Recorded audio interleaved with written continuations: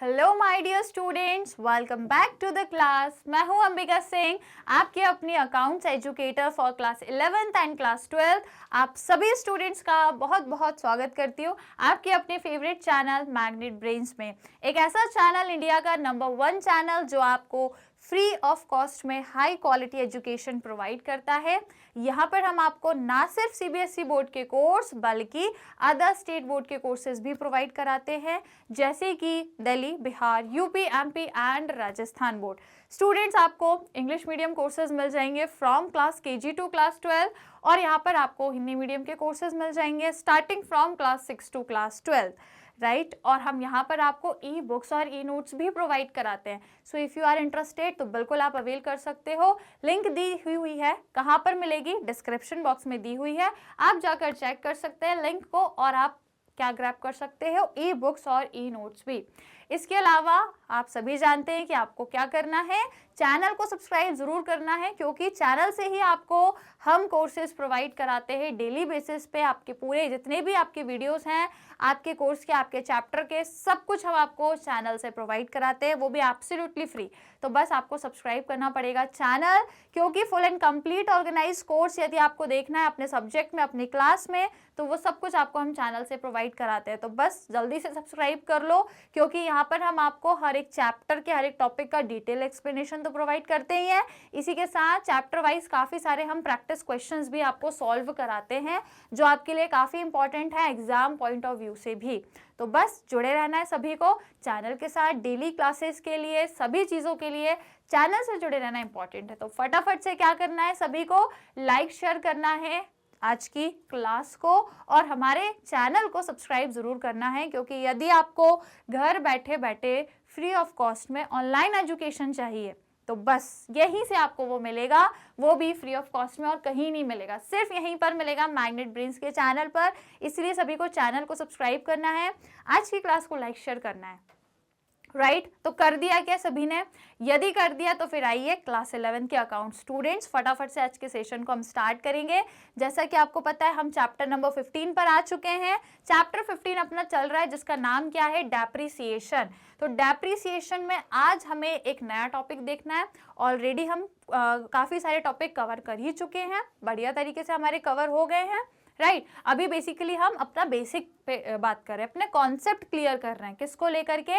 Depreciation को लेकर के। बहुत कुछ पढ़ चुके हैं, जहाँ तक मुझे याद है पिछली क्लास में मैंने आपको कुछ रीजंस बताए थे या कॉजेज बताए थे किसके?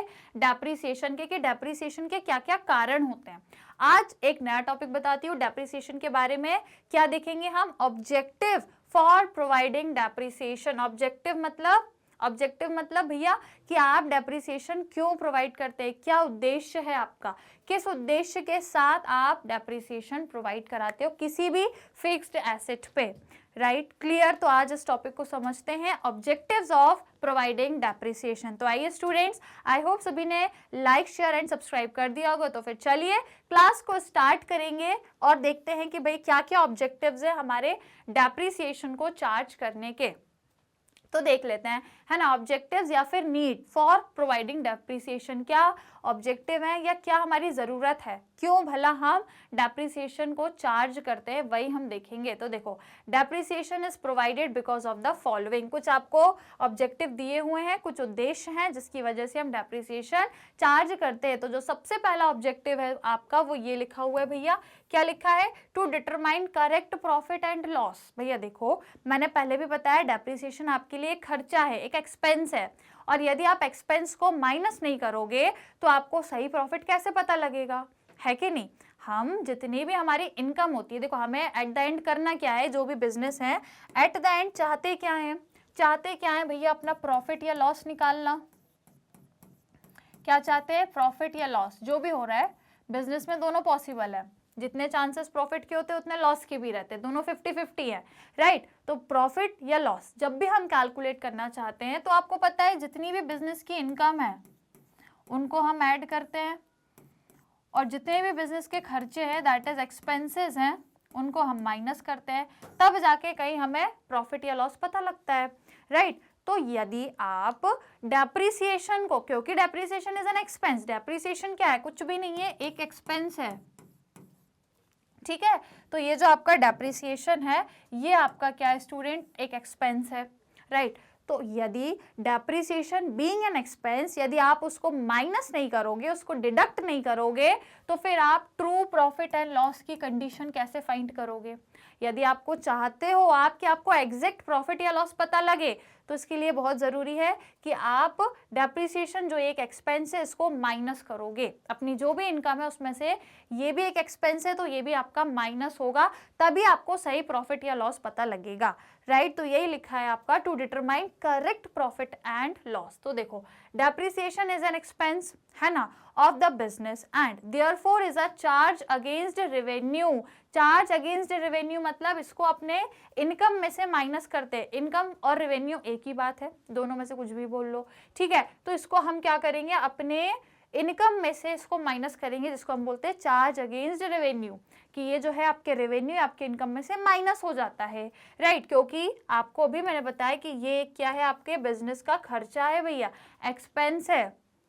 कोई मशीन, यदि मैंने बोला कि यदि आप 10,000 की मशीन लेकर आए हो, है ना, और यदि आप 6 साल बाद, कितने 6 ईयर्स बाद यदि आप इसको बेचने जाओगे, तो यदि वो सिर्फ और सिर्फ 6,000 की बिकेगी, है ना, कितने की, 6,000 की बिकेगी, तो ये क्या हो गया, उसका डेप्रिसिएशन हो गया ना। मुझे कितने का नुकसान झेलने को मिलेगा भाई, पूरा 4,000 का, 4,000 का मुझे नुकसान हो रहा है।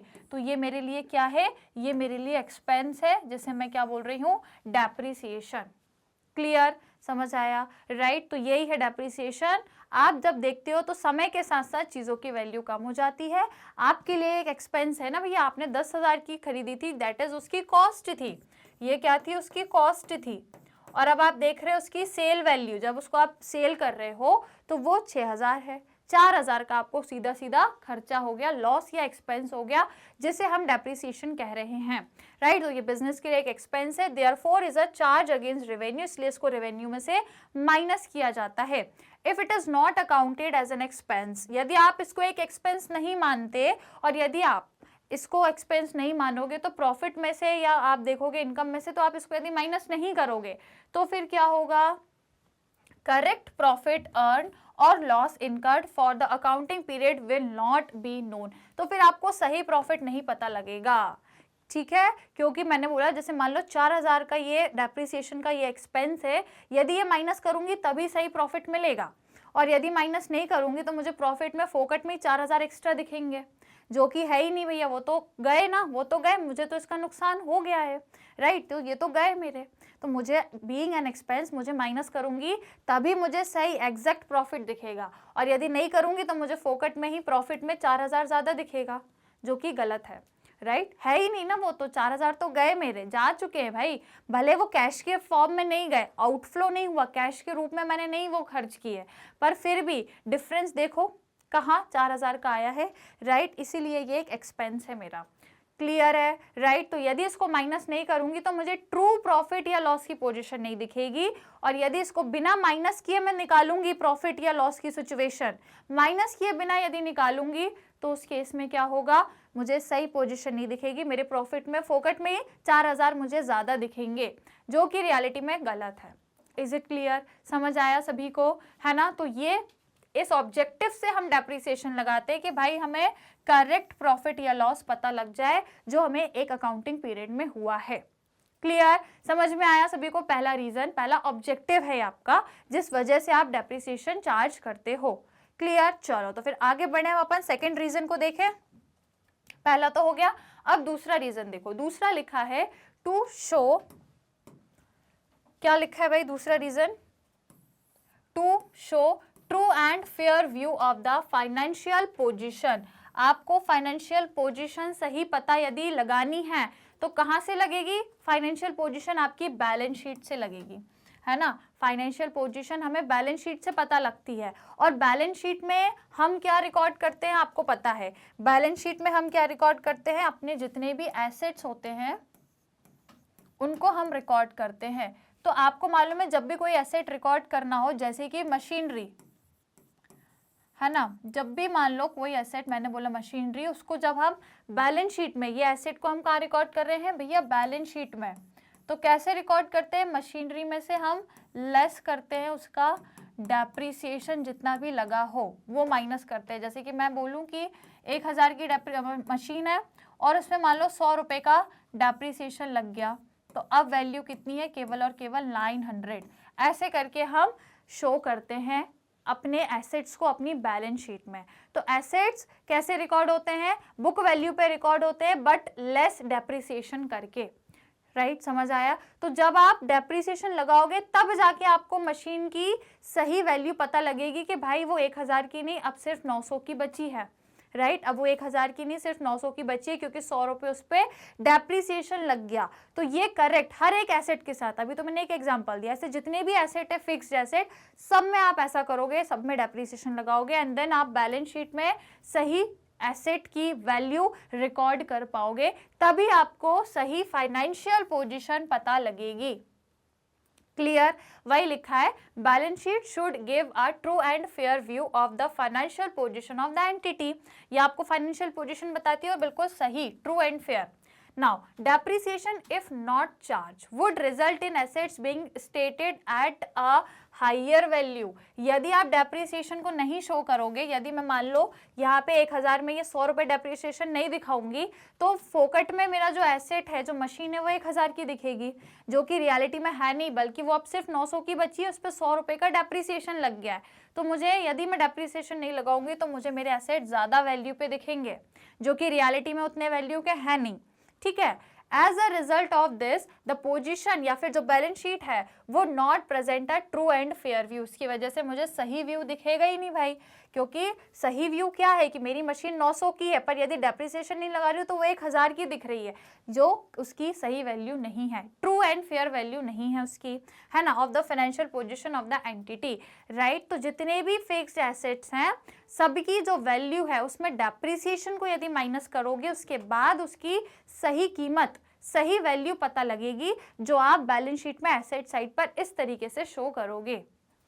और यदि नहीं करोगे तो आपको एसेट्स की वैल्यू हाई दिखेगी, जैसे 900 का एसेट आप 1000 पे दिखाओगे, फिर ऐसे करके आप कितने सारे एसेट्स के साथ करोगे, तो मतलब आपकी वैल्यू सही नहीं है, फाइनेंशियल पोजीशन आपकी सही दिखेगी ही नहीं। वो कब दिखेगी, जब आप उस वैल्यू में से, मशीन की वैल्यू में से यदि डेप्रिसिएशन माइनस कर दोगे, तभी आपकी सही पोजीशन दिखेगी। Is it clear to everyone, समझ में आया बढ़िया तरीके से, कोई कंफ्यूजन तो नहीं है। तो यही आपका सेकंड ऑब्जेक्टिव, जिसमें हम ये सोच के डेप्रिसिएशन लगाते हैं कि भैया हमें फाइनेंशियल पोजीशन अपनी सही दिख जाए, एसेट जितने हैं वो सही वैल्यू पे दिख जाए। इज इट क्लियर, जो कहा बैलेंस शीट में दिखते हैं, राइट। समझ में आ गया भैया सेकंड ऑब्जेक्टिव सभी को। तो फिर आइए अब थर्ड ऑब्जेक्टिव की बात करें। तीसरा है to determine the correct cost of production. भैया सही कॉस्ट ऑफ प्रोडक्शन यदि आपको फाइंड करना है तो आपको डेप्रिसिएशन लगाना पड़ेगा, क्योंकि देखो जब आप प्रोडक्शन करते हो तो प्रोडक्शन करते टाइम उसमें जितना भी खर्चा आ रहा है वो आपका क्या कहलाता है, कॉस्ट ऑफ प्रोडक्शन। जो भी है मशीन में, जो भी आप प्रोडक्ट बनाते हो, मैन्युफैक्चर करते हो, तो वो प्रोडक्शन में जितना खर्चा आ रहा है वो क्या है, आपका कॉस्ट ऑफ प्रोडक्शन। तो यदि आपको ये सही पता करना है कि यार हमारे प्रोडक्शन में एग्जैक्टली कॉस्ट कितनी है, ये कीमत कितनी लगी है हमारे प्रोडक्शन करने में, तो यदि वो पता करना है तो जरूरी है क्या, डेप्रिसिएशन को फाइंड करना और उसको देखना। अब देखो लिखा क्या है यहाँ पे, depreciation is an element of cost for calculating the cost of production. तो जब भी आप कॉस्ट ऑफ प्रोडक्शन को कैलकुलेट करने बैठते हो ना, ये सोच के कि यार हम देखें तो हमारे प्रोडक्शन को करने में कीमत कितनी लगी है, तो उसमें आप डेप्रिसिएशन भी देखते हो, डेप्रिसिएशन को भी देखते हो, है ना। If it is not taken into account cost of production will be lower bye the amount of depreciation. नहीं तो क्या होगा, यदि डेप्रिसिएशन नहीं देखोगे ना तो आपकी जो कीमत है, इकाई की कीमत प्रोडक्शन करने की, या कॉस्ट ऑफ प्रोडक्शन यदि देखोगे तो वो कम आएगी वो, और कम आएगी तो आप कम प्रॉफिट चार्ज करोगे तो फिर आपका प्रॉफिट कम होगा, राइट। तो इससे आप ही को नुकसान है, आप ही का प्रॉफिट गिरेगा। लेकिन यदि आप डेप्रिसिएशन देखोगे, जिससे फिर आपको पता लगे कि हाँ भाई कॉस्ट जो है वो ज़्यादा है, तभी जाके आप सही प्रॉफिट को चार्ज कर पाओगे, सही प्रॉफिट फिर आप कस्टमर से चार्ज करोगे, है ना, by the amount of depreciation. Now as a result sale price of the product may not be correct. अगर आप डेप्रिसिएशन को नहीं कंसिडर कर रहे हैं, डेप्रिसिएशन यदि नहीं आप अपनी कॉस्ट ऑफ प्रोडक्शन में ऐड कर रहे हैं, देखो यदि मैं यहाँ पे आपको बताऊं तो जब हम क्या फाइंड करते हैं अपना कॉस्ट ऑफ प्रोडक्शन,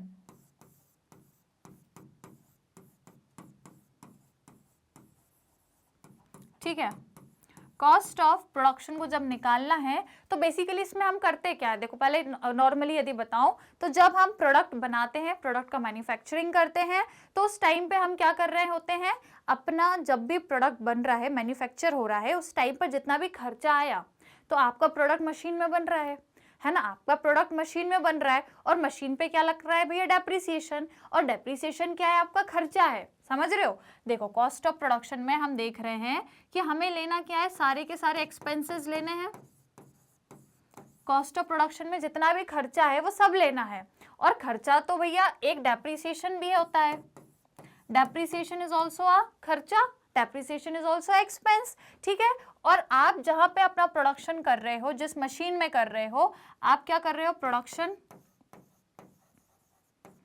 आप प्रोडक्शन कर रहे हो, प्रोडक्शन काय में कर रहे हो, मशीन में, है ना, और मशीन में क्या होता है, डेप्रिसिएशन, और डेप्रिसिएशन एक एक्सपेंस है, राइट। तो मतलब कॉस्ट ऑफ प्रोडक्शन में आपका जो डेप्रिसिएशन है वो ऐड होना चाहिए, है ना, कॉस्ट ऑफ प्रोडक्शन में डेप्रिसिएशन यदि ऐड करोगे तभी आपको सही कॉस्ट पता लगेगी कि हमने कितना प्रोडक्शन में कितनी कीमत हमारी लगी, राइट। तो यदि जब आप सही कॉस्ट पे पता कर पाओगे तभी जाके आप सही क्या करोगे, सेल वैल्यू, कि हम अगर जैसे होता है ना कि यदि हमारी कॉस्ट निकल रही है मान लो 1000 रुपये प्रोडक्ट को बनाने की, तब जाके हम इस प्रोडक्ट को 1200 में बेचेंगे, ये आपकी सेल प्राइस है और ये आपकी कॉस्ट है, 200 का आपका प्रॉफिट है ना।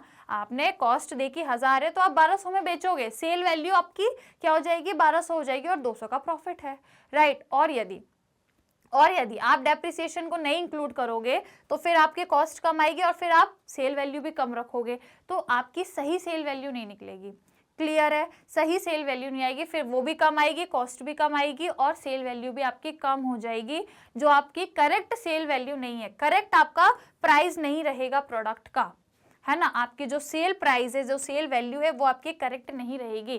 करेक्ट कब होगी, जब आप अपने कॉस्ट ऑफ प्रोडक्शन में डेप्रिसिएशन को ऐड करोगे, तब जाकर आपकी सही कॉस्ट ऑफ प्रोडक्शन निकलेगी, तब जाके फिर आप सही सेल प्राइस को एस्टिमेट करोगे, समझ आ गया। तो कॉस्ट ऑफ प्रोडक्शन में सारे एक्सपेंसेस लेना है, अब प्रोडक्ट बन ही रहा है मशीन में और मशीन में लगता है डेप्रिसिएशन, और डेप्रिसिएशन भी एक एक्सपेंस है, इसीलिए वो कॉस्ट ऑफ प्रोडक्शन में वो एक्सपेंस लगेगा, वो ऐड होगा, ठीक है। कॉस्ट ऑफ प्रोडक्शन में आपका डेप्रिसिएशन नाम का एक्सपेंस भी ऐड होगा, क्योंकि ये प्रोडक्शन मशीन में हो रहा है और मशीन में डेप्रिसिएशन लग रहा है और वो एक एक्सपेंस है, इसीलिए वो एक्सपेंस आपका कॉस्ट ऑफ प्रोडक्शन में ऐड होगा, क्लियर है, समझ में आया। तो ये आपका दूसरा ऑब्जेक्टिव है जिसके लिए आप डेप्रिसिएशन चार्ज करते हो, ताकि आप सही कॉस्ट ऑफ प्रोडक्शन निकाल पाओ, और यदि सही कॉस्ट ऑफ प्रोडक्शन निकालोगे तभी आप सही सेल प्राइस पर भी पहुंच पाओगे। Is it clear to everyone, समझ में आया थर्ड ऑब्जेक्टिव। चलिए तो अब हम नेक्स्ट ऑब्जेक्टिव देख लें इसका। अगला क्या है, फोर्थ ऑब्जेक्टिव है to provide fund for replacement. अब ये इंपॉर्टेंट चीज है, इसको ध्यान से सुनना। रिप्लेसमेंट, देखो depreciation is a non cash expense, ये जो डेप्रिसिएशन होता है ना, ये आपका नॉन कैश एक्सपेंस है, ये कोई ऐसा एक्सपेंस नहीं है जो आपको जाता हुआ दिख रहा है कि यार यदि मैं बोल रही हूँ कि 4000 का डेप्रिसिएशन आया है तो 4000 आपके कहीं कैश में नहीं जा रहे, कोई कैश नहीं इन्वॉल्व होता है यहाँ पे, बस आपकी वैल्यू मशीन की कम हो रही है, बस वैल्यू कम हो रही है। ऐसा नहीं कि वो जो वैल्यू कम हो रही है उतना आप कहीं दे रहे हो, उतना कैश कहीं आपका जा रहा है, जेब से कैश कम नहीं होता, बिजनेस में कैश कम नहीं होता है, ये एक तरीके का नॉन कैश ट्रांजेक्शन है या नॉन कैश एक्सपेंस है, नॉन कैश एक्सपेंस है आपका डेप्रिसिएशन। याद रखना, कभी क्वेश्चन आ जाए एमसीक्यू का कि what is non cash expense, तो याद रखना depreciation is N non cash expense, ठीक है। And when it is charge the amount of depreciation is retained in the business, तो इससे हो क्या रहा है कि वो जो आपका 4000 का मान लो डेप्रिसिएशन लग रहा है, तो वो 4000 जो आपका है अमाउंट, वो बिजनेस से बाहर नहीं जा रहा, वो बिजनेस में ही है, वो 4000 आपका बिजनेस में ही है, रिटेन है, बिजनेस में रिटेन होना मतलब वो बिजनेस में ही है। And that can B use for the replacement of fixed asset after the expiry of that of their estimated useful life. अब ये क्या कह रहा है, देखो मैंने आपसे कहा कि आपने किसी भी मशीन में, सपोज करो मैंने अभी बोला कि वो मशीन जो है आपकी कितने की है, 10,000 की है ना, मशीन आपकी है 10,000 की, और स्टूडेंट्स उस पर जो डेप्रीसिएशन लग रहा है वो लग रहा है 1,000 का। ठीक है, तो आपने देखा 1,000 का डेप्रीसिएशन है, पर ये 1,000 अमाउंट कहीं जा नहीं रहा है, कोई कैश नहीं जा रहा आपका, ये 1,000 है आपके पास, आपके बिजनेस में ही है। ठीक है, आपके बिजनेस में ही रिटेन है, रिटेन मतलब आपके बिजनेस में ही है, ये कहीं जा नहीं रहा है। 1,000 है, भले उस पर डेप्रीसिएशन लग गया, एक एक्सपेंस है, पर कैश के रूप में वो अमाउंट बाहर नहीं जा रहा है, वो आपके बिजनेस में ही है। तो यदि आप ऐसे करके देखोगे हर साल यदि मैं देख रही हूँ, और यदि मैं देख रही हूँ 5 साल बाद, ठीक है, 5 साल बाद मैं यदि देखूँ तो इस पूरी मशीन जो 10,000 की है, इसमें 5 साल बाद पूरा 5,000 का डेप्रीसिएशन लगेगा, क्योंकि हर साल 1,000 लग रहा है, तो 5 साल बाद 5,000 का डेप्रीसिएशन लगेगा। तो मतलब बिजनेस के पास ये 5,000 कहीं गए नहीं हैं, क्योंकि ये अमाउंट कहीं गया नहीं है, ये नॉन कैश एक्सपेंस है, ये अमाउंट कहीं बाहर नहीं गया, ये अमाउंट बिजनेस के पास ही है। 5 साल बाद, 5 ईयर्स आफ्टर, 5 ईयर्स के बाद की बात कर रही हूँ मैं, 5 साल बाद, आने वाले 5 ईयर्स बाद यदि हम देखें तो बिजनेस, क्योंकि हर साल 1,000 का डेप्रीसिएशन लगा रहा है, तो 5 साल बाद बिजनेस का जो है जो पूरा डेप्रीसिएशन होगा वो कितना हो जाएगा, 5,000 का हो जाएगा, 5,000 का डेप्रीसिएशन हो जाएगा। पर ये बिजनेस से बाहर नहीं गया, ये अमाउंट बिजनेस में ही है, राइट। तो अब यदि बिजनेस चाहता है कि यार 5 साल हो गए, अब इस एसेट को क्या किया जाए, रिप्लेस करा जाए, वो जो 10,000 का एसेट है ना, ये जो 10,000 की मशीन है, अब बिजनेस चाहता है कि यार इसको अब रिप्लेस कर दे, 5 साल हो गया, बहुत रिपेयर मांगता है, बहुत खर्चा इसमें होता है, कॉस्ट भी बहुत आती है, ठीक है, तो अब बिजनेस इसको निकालना चाहता है। तो अब क्या हो रहा है, अब हो क्या रहा है, फिक्स एसेट को यदि वो रिप्लेस करना चाहता है after the expiry of their estimated useful life, तो इस केस में क्या हो रहा है, रुको, यहाँ पे लिखा था retained in the business and that can be used, ये जो अमाउंट बिजनेस में रिटेन है ये इसको यूज कर सकता है। अब ये जो 5,000 थे, बिजनेस से ये अमाउंट बाहर नहीं गया था, ये बिजनेस में ही है, तो अब इसको क्या करेगा, बिजनेस यूज करेगा फॉर रिप्लेसमेंट। ये एक इंपॉर्टेंट आपका कॉन्सेप्ट है, क्या कि 5,000 डेप्रिसिएशन कोई एक्सपेंस तो था, लेकिन वो कैश में कहीं भी अमाउंट बिजनेस से बाहर नहीं गया, वो आपके बिजनेस में ही रखा है, वो 5,000 आपके बिजनेस के पास ही है। तो अब इस 5,000 को यदि मैं देख रही हूँ 5 साल बाद 5,000 का डेप्रिसिएशन लगा, वो खर्चा है तो अभी बिजनेस में ही, क्योंकि वो बाहर तो कहीं पैसा गया नहीं है, वो बिजनेस में ही है। यदि चाहो तो आप इसको 5,000 करके यदि कंपनी अलग से रिजर्व भी करेगी, जिसे हम बोलेंगे प्रोविजन, है ना, कंपनी अलग से यदि प्रोविजन भी बनाएगी, जो मैं आपको आगे पढ़ाऊंगी, आगे आएगा ये कॉन्सेप्ट, है ना, जब हम प्रोविजन बना लेते हैं और इसको हम सेव कर लेते हैं, ये 5,000 सेव हो जाएंगे, तो 5 साल बाद जब मैं सोचूंगी यार चलो अब इस एसेट को नया खरीद लें, रिप्लेस कर दे, वो 10,000 के एसेट को रिप्लेस कर देंगे, तो मेरे लिए बेनिफिट क्या होगा, मेरे लिए बेनिफिट क्या होगा कि मैं एसेट खरीदूंगी, पहले 10,000 का था, मान लो अभी भी 10,000 का मिलेगा मुझे, अभी भी मशीन 10,000 की मिलेगी, तो बेनिफिट क्या है, इस 10,000 में से जो मेरे 5,000 है ये ऑलरेडी मेरे पास प्रोविजन में है, ये ऑलरेडी मेरे पास हैं, तो अब मुझे 10 में से सिर्फ 5,000 की ज़रूरत पड़ेगी, 5 तो मेरे पास ऑलरेडी हैं, तो बिजनेस को इतना बर्डन नहीं आया, बिजनेस का बर्डन कम हो गया ना। कंपनी को एक नया एसेट खरीदना है जो कि 10,000 का आ रहा है, ठीक है, लेकिन अब कंपनी को उसके लिए 10,000 की ज़रूरत नहीं है, ऑलरेडी कंपनी के पास 5,000 रिजर्व में है, क्योंकि हर साल 5 साल में देखा कि उसने हर साल 1,000 रुपये डेप्रिसिएशन लगाया है, तो 5 साल बाद उसके पास 5,000 के डेप्रिसिएशन का वो जो एक्सपेंस था वो कहीं गया नहीं था, वो बिजनेस में ही था, तो बिजनेस ने उसको रिटेन करके रखा, अपने पास रखा, एक प्रोविजन बना के रख लिया कि वो पैसा मशीन के डेप्रिसिएशन का नाम से है। तो जब कंपनी अपने इस 10,000 के एसेट को रिप्लेस करने की सोचेगी, बदलने की सोचेगी, तो कंपनी को 10,000 चाहिए, जिसमें से कंपनी बोलेगी कोई दिक्कत नहीं है भैया, आधा पैसा तो हमारे पास रखा हुआ है, आधा और चाहिए, तो आराम से कंपनी आधा और अरेंज कर लेगी और नया एसेट खरीद के ले आएगी, तो कंपनी का बर्डन कम होगा। तो ये एक बहुत अच्छा ऑब्जेक्टिव है आपका, किस चीज़ का, डेप्रिसिएशन को चार्ज करने का, इज इट क्लियर? यही लिखा है कि जो पैसा है, जो डेप्रिसिएशन का अमाउंट है, वो कहीं बाहर नहीं गया है, वो आपके बिजनेस में ही रिटेन कर रहा है, जिसको आप यूज कर सकते हो जब आप उस एसेट को रिप्लेस करोगे एक एस्टिमेटेड लाइफ के बाद, 5 साल 10 साल बाद जब भी करोगे आप उसको रिप्लेस, आपको वो पूरी वैल्यू मिल जाएगी उसकी रिप्लेस करने की। क्लियर? पूरी नहीं तो एटलीस्ट थोड़ी बहुत तो मिल ही जाएगी, आपका थोड़ा बहुत बर्डन तो कम हो जाएगा। Is it clear? समझ में आया? तो ये आपका 4th ऑब्जेक्टिव है, राइट? अब हम मूव करते हैं 5th ऑब्जेक्टिव पे। 5th है to comply with legal provision. अब कुछ लीगल प्रोविजन होते हैं, कुछ लीगल मतलब एक्ट में लिखे हुए हैं, कानून में एक्ट में लिखे हुए हैं, जैसे कि it is necessary to charge depreciation to comply with the provision of the companies act and the income tax act. अब आप कंपनी है, बिजनेस है, कंपनी कैसे चलती है भैया? कंपनीज एक्ट के तहत चलती है। तो यदि कंपनीज एक्ट में लिखा हुआ है कि आपको फिक्स्ड एसेट पे डेप्रिसिएशन लगाना है, वो प्रोविजन आपको क्रिएट करना है। प्रोविजन क्या होता है कि ये जो डेप्रिसिएशन लगा 5 साल तक, ये जो 5000 है, ये कहाँ जाएगा? ये जाएगा प्रोविजन फॉर डेप्रिसिएशन में। कहाँ जाएगा? Provision for depreciation. प्रोविजन समझते हो? प्रोविजन मतलब, हालांकि ये चैप्टर आपका नेक्स्ट रहेगा, आपका प्रोविजन के डेप्रिसिएशन के साथ प्रोविजन और रिजर्व भी है, तो मैंने इसको यहाँ पे नहीं रखा। प्रोविजन और रिजर्व को मैं 16 इसके बाद के चैप्टर में पढ़ाऊंगी आपको, राइट? तो ये तीनों आपके एनसीईआरटी में एक ही है, डेप्रिसिएशन, प्रोविजन और रिजर्व। एनसीईआरटी के अकॉर्डिंग देखें तो ये तीनों एक ही चैप्टर है, पर मैंने सोचा इसको अलग अलग पढ़ाती हूँ। तो 15 चैप्टर में हम सिर्फ डेप्रिसिएशन पढ़ेंगे, 16 में मैं आपको प्रोविजन और रिजर्व भी बताऊंगी। उसमें सिर्फ मीनिंग पढ़ना, उसमें कुछ क्वेश्चंस नहीं है, राइट? सिर्फ मीनिंग देखेंगे और उसको समझेंगे।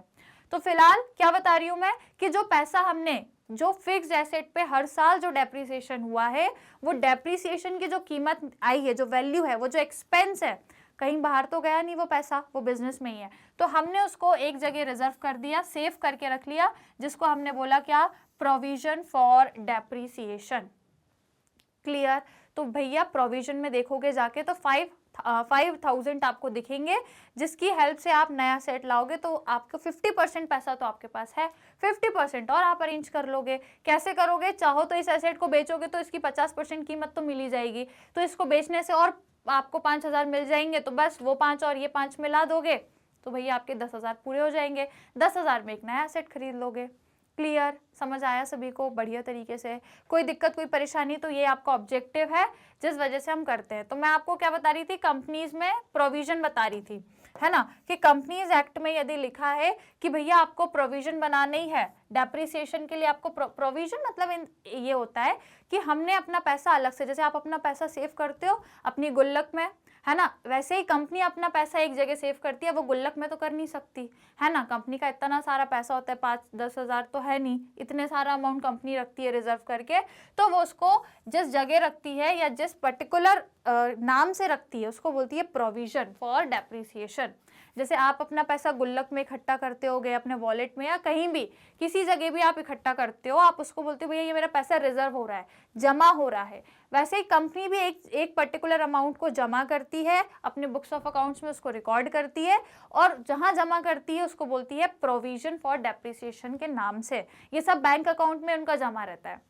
क्लियर? कहाँ पे रहता है? बैंक में जमा रहता है, या कंपनी कैश में भी रखती है तो वो प्रोविजन के नाम से रखती है, जिसके लिए बना रही है, जैसे डेप्रिसिएशन के लिए बना रही है तो क्या बोलेगी? Provision for depreciation. तो यदि आपका लीगल है ये कि भैया कंपनीज एक्ट में लिखा है या इनकम टैक्स एक्ट में लिखा है कि नेसेसरी है कि आप डेप्रिसिएशन को चार्ज करोगे, प्रोविजंस को बनाओगे, तो भाई फिर आपको करना पड़ेगा, फिर आपको कोई नहीं रोक सकता, आपको बनाना पड़ेगा। कानून में लिखा है, एक्ट में लिखा है, आपके कंपनीज एक्ट में या इनकम टैक्स एक्ट में, जहां भी लिखा है उसके अकॉर्डिंग फिर आपको चलना पड़ेगा, आपको फॉलो करने पड़ेंगे रूल्स, रेगुलेशंस और एक्ट सभी कुछ।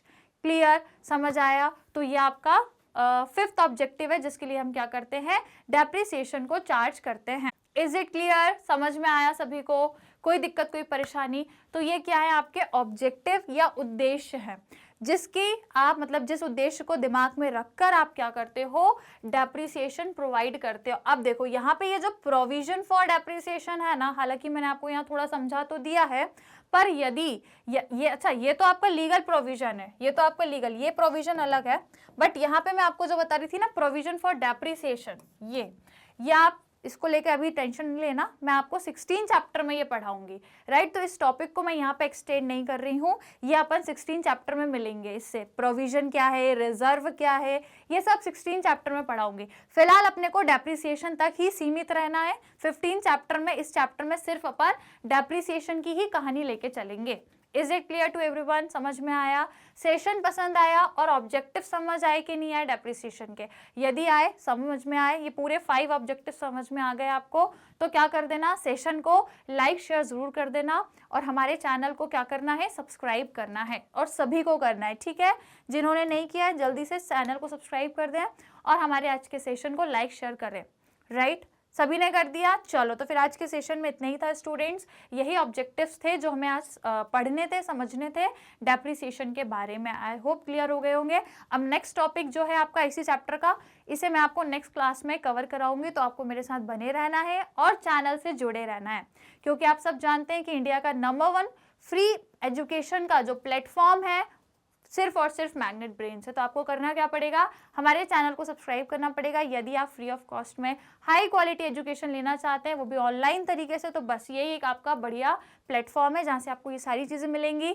सीबीएसई बोर्ड में आपको कोर्सेज मिलेंगे, इसके अलावा अदर स्टेट बोर्ड के कोर्सेज भी हम कवर कराते हैं, जैसे कि Delhi, Bihar, UP, MP and Rajasthan board. इसके अलावा स्टूडेंट्स आपको हम वैदिक मैथ्स क्रैश कोर्स और स्पोकन इंग्लिश के कोर्सेज भी एब्सोल्युटली फ्री ऑफ कॉस्ट में प्रोवाइड कराते हैं। आपको कोर्सेज देखना है तो आप हमारे यूट्यूब चैनल पे जाओ, आपको हर सब्जेक्ट की प्लेलिस्ट मिल जाएगी। बस आपको जाके सर्च करना है और जाके चैनल को सब्सक्राइब भी करना है, क्योंकि यहाँ पे आपको हर सब्जेक्ट की प्लेलिस्ट में उस सब्जेक्ट के सारे चैप्टर्स मिलेंगे, सभी टॉपिक्स के डिटेल्ड एक्सप्लेनेशन और काफ़ी सारे प्रैक्टिस क्वेश्चंस, एमसीक्यू वगैरह सब कुछ मिलेगा। बस क्या करना पड़ेगा, चैनल को सब्सक्राइब करना पड़ेगा। इसके अलावा आप हमारा मोबाइल ऐप भी डाउनलोड कर सकते हो, यहाँ से भी आपको सारी चीज़ें एब्सोल्युटली फ्री ऑफ कॉस्ट में मिल जाएंगी, या फिर आप वेबसाइट पे जाओगे ना तब भी आपको सारे कंप्लीट कोर्स मिल जाएंगे। और हाँ, यदि आप ई बुक्स और ई नोट्स अवेल करना चाहते हो तो पता है कहाँ मिलेंगे, डिस्क्रिप्शन बॉक्स में लिंक दी है, उस लिंक पे जाके क्लिक करना तो वहाँ से आपको चीज़ें मिल जाएंगी, राइट। और हाँ, यदि आप लोग other social media platform use करते हो जैसे YouTube, Facebook, Instagram, Twitter, WhatsApp, तो आप हमें यहाँ पे फॉलो करके अपनी लर्निंग को और भी बेहतर तरीके से बेहतरीन बना सकते हो। फिलहाल क्या करना है, आज के सेशन को लाइक शेयर करना है और सब्सक्राइब करना है हमारे चैनल को, करेक्ट, राइट। तो बस क्या कर देना भाई, लाइक शेयर कर देना एक बार जाते जाते। मिलेंगे हम लोग नेक्स्ट सेशन में। Till that take care and keep learning.